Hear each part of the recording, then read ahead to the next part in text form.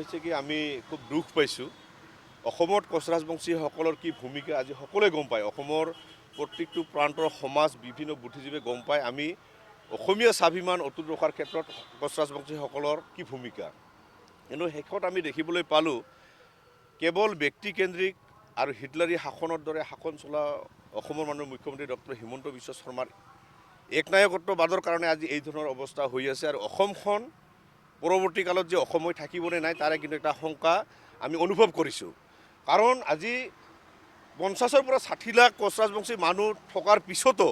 আজি আমাৰ 4জনকে বিধায়ক থকাৰ পিছতো আজি কিন্তু কোচ ৰাজবংশী মন্ত্ৰীসভাত স্থান নাপালে খুব দুখ লাগে আজি চাওক বিহাৰী সম্প্ৰদায়ৰ আজি ইয়াত মন্ত্ৰিত্ব পালে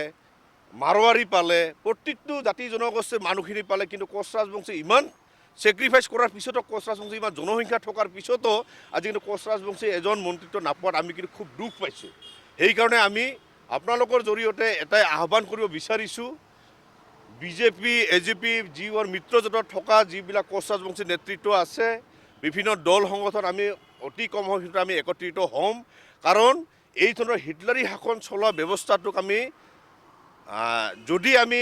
ভালভাৱে আমি কাম নকৰোঁ তেতিয়াহ'লে কিন্তু ভৱিষ্যতে কোচ ৰাজবংশী নিক্ষেপ হৈ যোৱাৰ এটা কথা চিন্তা কৰিব কাৰণ আপোনালোকে দেখিবলৈ পাইছে আজি কোচ ৰাজবংশীসকল দীৰ্ঘদিনৰ পৰা জনজাতিকৰণৰ দাবী কৰি আছে সেই দাবীকৰণৰ ক্ষেত্ৰতো কিন্তু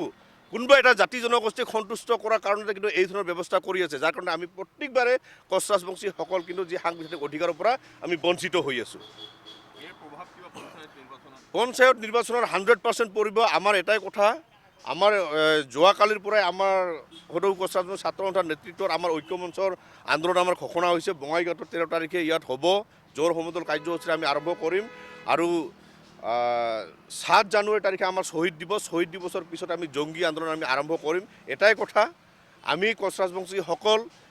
ভয়াতুৰ নহয় আৰু কাৰো পৰা আমি আঁঠুকাৰি অধিকাৰ বিচৰা যিহেতু জাতি নহয়ে সেইকাৰণে ৰাজনৈতিকভাৱে উত্তৰ দিয়াৰ কাৰণত কোচ ৰাজবংশী সমাজ ৰাজনৈতিক দলৰ যিমান কোচ ৰাজবংশী আমাৰ নেতৃত্ব আছে গোটেই নেতৃত্বসকলৰ লগত আমি একত্ৰিত কৰ্মৰ ভিতৰতে হ'ম আৰু সকলোকে আহ্বান কৰিছোঁ আমি এটা প্লেটফৰ্মত আহি সকলোৱে যদি মাত নামাৰোঁ তেতিয়াহ'লে হিমন্ত বিশ্ব শৰ্মা যি ধৰণৰ একচেটিয়া মনোভাৱেৰে নিজৰ মনোভাৱেৰে যিকোনো কাম কৰিব বিচাৰি আছে এনেকৈ থাকিলে কিন্তু জাতিটোতো ধ্বংস হ'বই হ'ব অসমখন ধ্বংস কৰাৰ এটা প্ৰচেষ্টা হাতত লোৱা বুলি আমি কিন্তু অনুভৱ কৰিছোঁ কাৰণ দেখিব আপোনালোকে চাওক আজি কোচ ৰাজবংশীসকলক বাদ দি বিহাৰী সম্প্ৰদায়ৰ এজন নেতৃত্ব কেনেকৈ পাব পাৰে